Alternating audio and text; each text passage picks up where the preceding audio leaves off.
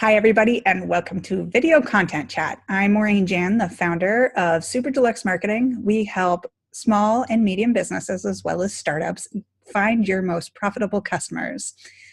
And I am here with the lovely Erica Heald. She is going to tell you a little bit about herself, too. Hi, everyone. I'm Erica, and I am a consultant based in San Francisco. I work with startups and specialty food companies to define their content strategy and then create compelling content that helps them grow their business. Fabulous. And so today you have forced my hand, as she says bitterly, about talking about social media guidelines for companies. And we have opposing. I keep trying to say like diopposing, which is not a word, but I'm a writer. I think I'm diabolical with my point of view, perhaps. Maybe it's a portmanteau. Maybe that's it. Fancy.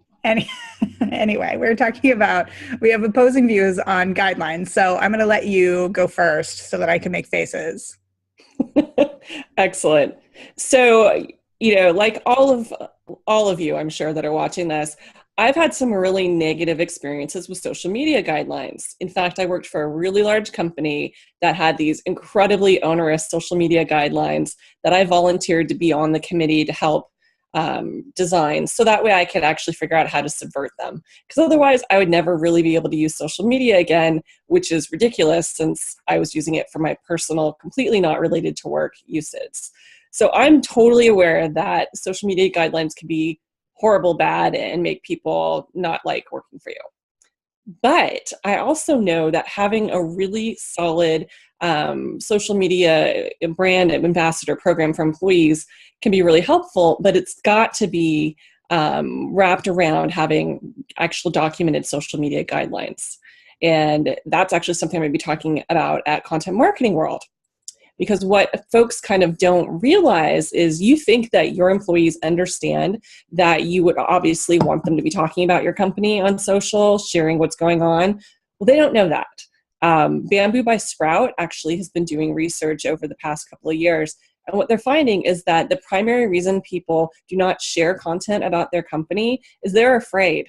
They're afraid they're going to say the wrong thing and they're going to get in trouble. They're afraid that, the CEO is going to come over and say, you take down that tweet, which sounds crazy, but I've worked somewhere where they did that. The CEO would do that. If you shared an article that, let's say, had a competitor in it, or he didn't like, something that he was quoted about saying, he would go over to them and say, you take down that tweet. This is horrible and bad. And social media guidelines, when they're created more as guardrails, when they're really those Captain Jack Sparrow type guidelines, not horrible draconic rules, they can actually be really powerful for your brand. Okay, so I'm glad we actually talked about this a little more, because my version of social media guidelines is basically don't be a jerk online. And I feel like that's a really solid guardrail. Like just don't do and say stupid things. Be respectful, be a human being, consider how this might impact someone. And so that's been my version of social media guidelines, because I also have a deep problem with authority. And so big, giant guidelines make me crazy. And honestly, I probably won't read them. So. I also have a problem with authority and with being told what to do and what not to do. And, so certainly for me, crafting social media guidelines, which I've had to do multiple times at companies where I've been the person managing social, it really is a balancing act. But for me, I try to put in more things that are helpful around how to be successful on social, wrap it in a bow with training. But then you do have to have a few don't do's. Like, for instance, people get excited in the SaaS startup world when they sign a new customer. Guess what? You can't tweet out that you signed that new customer, because it might actually be a violation of their contract. Or if you're a publicly traded company, it could be insider information that you just tweeted out to the whole world. And most employees don't understand that some of that information is not allowed to be shared, because, of course, internally, you're sending around an email, yay, we just signed so-and-so. It's all over the Slack channel. People are super psyched.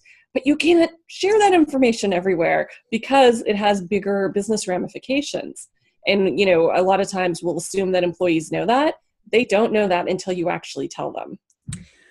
Yeah. Okay. So this is a good point. And this is the reason why, as marketers, I think that we have, I have historically crafted kits for announcements for employees. So we'll put together like a LinkedIn post, a Facebook post, and a tweet that they can share with their networks that they're welcome to customize, but the approved language is there. And so that way they understand sort of the container that they can work within. You know, what do they have in there? What can they use? What is the types of announcements?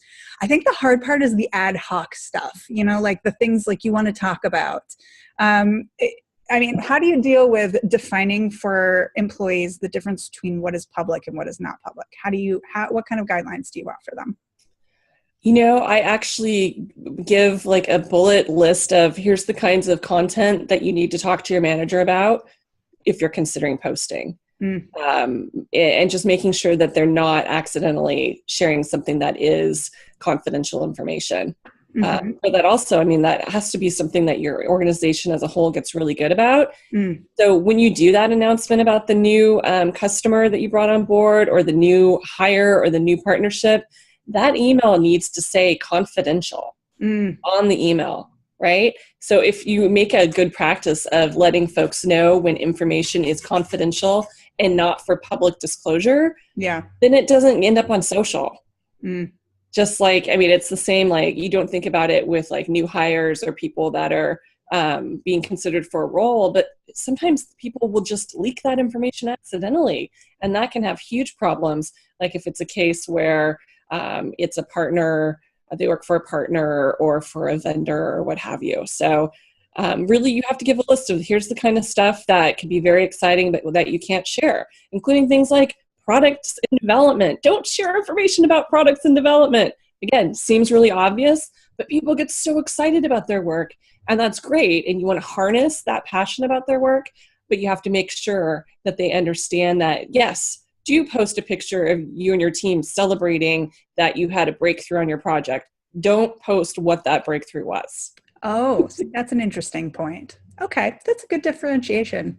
I think the other thing that drives me a little crazy is like I am typically an ask for forgiveness person. I use my good brain and my professional judgment to share things that seem appropriate. But the hard part is avoiding that hysterical CEO problem where they're coming down and they're judging what you're tweeting.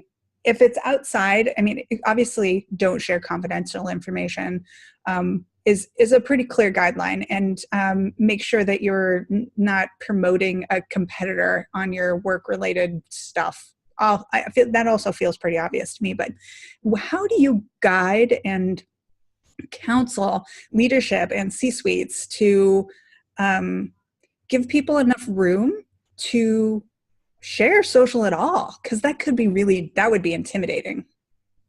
Yeah, and in that case, you know, we really went back and forth because the same leader did not want us to have social media guidelines.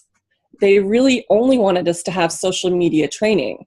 And, you know, for me, it was really about educating that you need to have some sort of guidelines, because it's not okay to go up to employees and scare them to death by telling them to immediately take something down.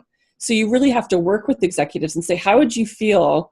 You know, think back 10 years ago in your career. How would you feel if a CEO came up and said that to you? Would you ever share anything else again?